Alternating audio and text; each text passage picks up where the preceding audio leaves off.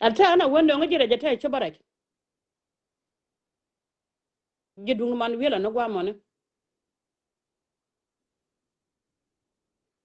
kami shigen wer kala video bi chwarek badon bo gwa na dungno e wo che blog mo kani blog ta bade je kanga de yo me je ngade ka mwalial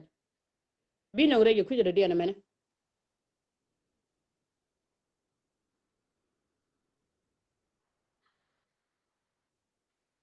e je ne gora babalat tele mu gora la de gola chunga ko di ma mwalial e je ne chen mu kwin ngak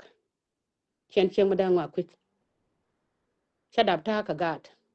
ta ka dor mi changa pisin chen gor nueri bi to da burum kon ke chi no reje ta logo ne bare wala mo do la video ta bi chwarek bare je ne gora nuer ka na ga jan gana mo jen chi je wata de chware cha wa wana je wele jen yal gwa mo cha bare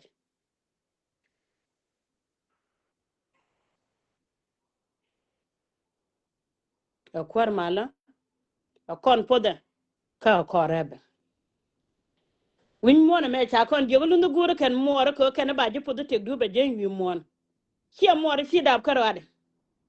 en mama mo le are nuer ti din ma ko pi da ki ko ban kala video ken ga nuer mo ko de jen che mo kwin ga lo ke jen dar e jen do mo ma ta ko guru dan gwa ma ta pin gwa ma ne jen che ko de jen dar jen che mo kwin ga lo da ja go ke jaran ko da ka che jaran ko ko ga ne ni chwal bol ge ga kwit ke tela kalwa ka chela kon mi chater ka benti obagad bol ge ga kul te jochen belat ko chi ko nen ta ka pe dan gwa me ni chban tela kon mi chater bagad bol nyo ga ga pre ko da dong bare ka nyok bi kul te jochen ka to ko kon chela pan ka ben nyok la te ala gan ma char mi kon ko mi di te ne ko nyal bi ka te ka chijen kana len chenga ka gude me chi ga dol ken jang ci kana la ren wo te me chi mare ala do lo go ma wa de ke li bo tel dor mi de kemi ala lur gar ko de chali ngu wiya na kana char wiya na ko bura bi wiya da ka me jing mer cha wo wiya na dai law nur wiya long na ko kobe kan ko de kala ke balong sin gar ko be do kan ka ko bom lo aj de jango do ko ma wal kede de chala lur gar ko me changa da ne ci gar guji me chala yude me ci goro je e je na nyodo kon gan ma sha ko cha je ko bidit e je changa to lu ga na ka je ka je kon bro na ko na pe dok buna ko na radien ka ko na kon mi dina nyam dan mi jin guda ngolo ti ko mate jang ke ga jin wonge je nyenye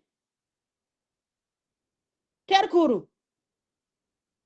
ba nga jin wo ti ko ru chetet ala kon mi din mo kon no wo chup ko juba gwandan biali ngada kon ba ga kamrar chen ko ba gan ma char ben jono ko me chene bilwang ne ku beloka ba gan ma chalar wona ka kalon jo biya kana ba kalon ni pinye ne mete na kon ne jan changa bago ko chalar kon jang ke pe bo kana linge judan en wakane ti sha bulun cha benen ba ka bune chenga cha balar ko lur nya kene ti bi luno sejen ngo la tel wa dan china no ko ngo la no dan kare ma chara no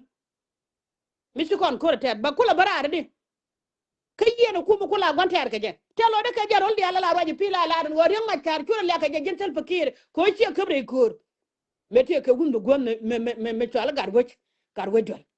e sha je ci ga ngany men chalo lo da tong dial ko no ya te lo no ngaje tong le kur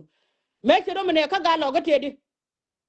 du kana wo yare yene ku no kon de juba cenga dan ci na ci ku juba wote tal pon no gare ma chara ta ga segen kaji cin hey bagan ma chale na ka segen ko gun mi chala tel fakir chala ra wo gan bane re ma char bo bo ba kap kire ma char ba mu ke kuwar ne diala na juga te ko kon ke ngana ga pandang dok ti wanyen ayu ne de lu yen kan dial kananga kana tel fakir ko yet ko nya gan ma char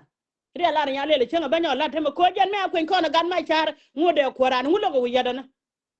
tega na maten tila da no ko cha ter jin jaron mi shu gwa mena bi wore ko de metichen kata no kor ga da ma char ba ta ka jen mi ko na ter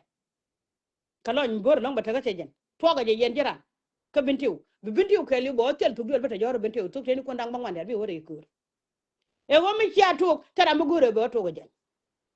ka sharin mu gwalat ba go gad ko gulu liu kalam par ne la wo te ci gad ko ci ken bil liu ba Nhok chu wana jindet ka nga gadam telo ko rum kon je